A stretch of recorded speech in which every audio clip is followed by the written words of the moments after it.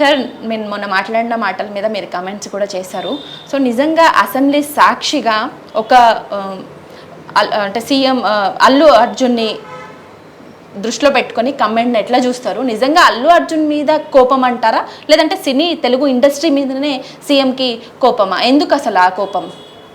సంధ్యా థియేటర్లో జరిగినటువంటి ఉదంతం పట్ల తీవ్ర విచారాన్ని మేము వ్యక్తం చేస్తూ ఉన్నాం.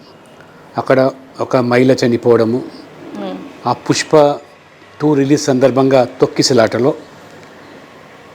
అందులో వారి అబ్బాయి కూడా అపస్మారక స్థితిలో ఆసుపత్రిలో కొనసాగడం కూడా చాలా బాధాకరమే. చాలా తీవ్రంగా మేమందరం కూడా విచారాన్ని వ్యక్తం చేస్తున్నాము. ఆ సంఘటన పట్ల కూడా అందరం ఖండిస్తూ ఉన్నాం. కానీ ప్రత్యక్ష ప్రమేయం అయినటువంటి అల్లు అర్జున్ను ఒక అంతర్జాతీయ ప్రఖ్యాతిగాంచినటువంటి ఒక సినీ నటుడు. ఇవాళ తెలుగు ప్రజలే కాదు, భారతదేశం గర్వపడుతూ ఉన్నది. వారు తీసినటువంటి సినిమా ఇవాళ దేశవ్యాప్తంగా కాదు, ప్రపంచవ్యాప్తంగా కూడా ఈ రకంగా తెలుగు సినీ నటీనటులు అంతకుముందు RRR సినిమా మొత్తం ప్రపంచం మొత్తం మీద కూడా ఏ రకంగా మరి మొత్తం అభిమానులే కాదు, ప్రజలంతా కూడా ప్రపంచవ్యాప్తంగా తిలకించి ఆస్కర్ అవార్డు ఆ సినిమాలో ఉన్న పాటకు రావడం తెలుగు ప్రజలుగా మనం గర్వపడుతున్నాం.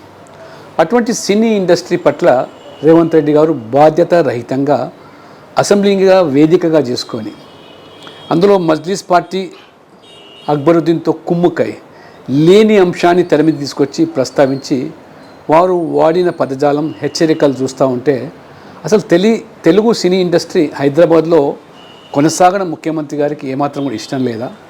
వారి మీద ఉన్న అక్కస్ ఏంటిది? అంత విద్వేషం ఎందుకు వారు వ్యక్తం చేస్తున్నారో అర్థం కావటం లేదు.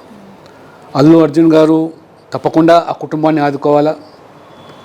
వారు ప్రమేయం లేకపోయినట్టు జరిగిన సంఘటన పట్ల వారు కూడా బాధ్యత తీసుకొని ఆ కుటుంబానికి అన్ని రకాలుగా కూడా సహాయం చేయాల్సిన అవసరం ఉంది, సహాయం చేయాల్సింది కూడా. కానీ ఇవాళ కొంతమంది ప్రమేయం లేనటువంటి పోలీసు ఆఫీసులతో కూడా వారు చేసేటువంటి వ్యాఖ్యలు, హెచ్చరింపులు, బెదిరింపులు అని ఏ స్థాయికి మీరు తీసుకెళ్తున్నారు?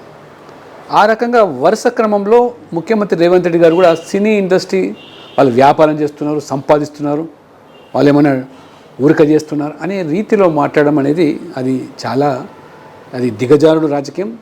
నీకు నిజంగా ఏమాత్రం చిత్తశుద్ధి ఉన్నట్టయితే అక్బరుద్దీన్ ఓవైసీ ఏదైతే చెరువుల్లో ఆక్రమించుకొని కట్టినటువంటి పాఠశాల మీద మరి FTLలో ఉండదని తెలిసి మీరే చెప్పిన మీరు ఎందుకు ఆగిపోయినారు? అంటే ప్రజలు గమనిస్తున్నారు, ఇది మంచి సంప్రదాయం కాదు.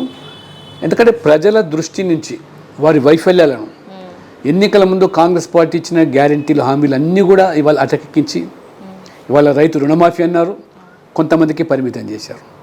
రైతు బంధు లేదు, రైతు భరోసా లేదు. 100% కంప్లీట్ చేసినాం మేము రుణమాఫీ అంతా అయిపోయింది. అది వాస్తవం కాదు, అది వాస్తవం. ఇవాళ లెక్కలు మనం చూస్తూ ఉన్నాము. 31,000 కోట్ల అప్పు తీరుస్తామని దాన్ని 18,000 కుదించి స్వయంగా మంత్రి చెప్పారు. రెండో విడతలో 13,000 కోట్లు వాళ్ళు బాకీలు తీరుస్తామని. రుణమాఫీ విషయంలో ఎందుకు స్పష్టత ఇవ్వలేదు నేను అసెంబ్లీలో? ఎంతమందికి ఇస్తాము, ఎప్పటి నుంచి ఇస్తాము, ఎంత మేరకు ఇస్తాము, ముఖ్యమంత్రి ఆ అంశం మీద దాటేశారు. ఇవాళ మహిళలకు పెన్షన్ల విషయం లేదు, నిరుద్యోగ భృతి ఏమిటి? ఆ రకంగా మీరు రైతు కూలీలకు కూడా మీరు ఆర్థిక సాయం చేస్తామన్నారు, కౌలు రైతులకు మీరు పెట్టుబడి సాయం చేస్తామన్నారు. ఇవన్నీ కూడా కేవలం ఎన్నికల్లో ఓట్లు పొందేదానికని. అంటే ఇవాళ గ్యారంటీలు కాంగ్రెస్ పార్టీ అంటే కేవలం వారి యొక్క అవినీతికి గ్యారంటీ, కాంగ్రెస్ పార్టీ అంటే కుటుంబ పాలనకి గ్యారంటీ, లేదా ముస్లిం సంతుష్టీకరణ విధానాలకే గ్యారంటీ తప్పితే ఇవాళ దేశమంతా తేలిపోయింది కాంగ్రెస్ పార్టీ. 1 సంవత్సరం గడవక ముందే రేవంత్ రెడ్డి ప్రభుత్వం మీద ఇంత వ్యతిరేకత మూట కట్టుకున్నాడంటే ప్రజలు అమాయకులు కాదు. ఆ రోజు కేసీఆర్ పట్ల, వారి ప్రభుత్వం పట్ల వ్యతిరేకత వల్ల కాంగ్రెస్ అధికారంలోకి వచ్చింది. కానీ కాంగ్రెస్ మీద ప్రేమతో, అభిమానంతో ఓటేసి గెలిపించలేదు. TRS మీద ఉన్న అక్కసుతో, ఆక్రోషంతో ప్రజలు ఓటేసి గెలిచారు. గెలిచిన దాన్ని నిలుపుకోలేకుండా ఒక ATMగా మారింది ఇవాళ తెలంగాణ కాంగ్రెస్ పార్టీ. అంటే any time money to Delhi. దేశంలో ఎక్కడ ఎన్నికలు జరిగినా కాంగ్రెస్ పార్టీకి మూటలు ఇక్కడి నుంచి సర్దుతూ ఉన్నారు ఈ కాంగ్రెస్ నాయకులు. ఇది తెలంగాణ సంపద, తెలంగాణ ఆస్తులు కొల్లగొడుతున్నారు. ఆస్తులు అమ్మి అప్పులు తెచ్చి బాకీలు చెల్లిస్తామని, లేకపోతే మీరు ఇచ్చినటువంటి హామీలు నెరవేర్చడానికి అప్పుల మీద అప్పులు చేస్తున్న తప్పితే తెలంగాణ భ్రష్టు పట్టిస్తాం.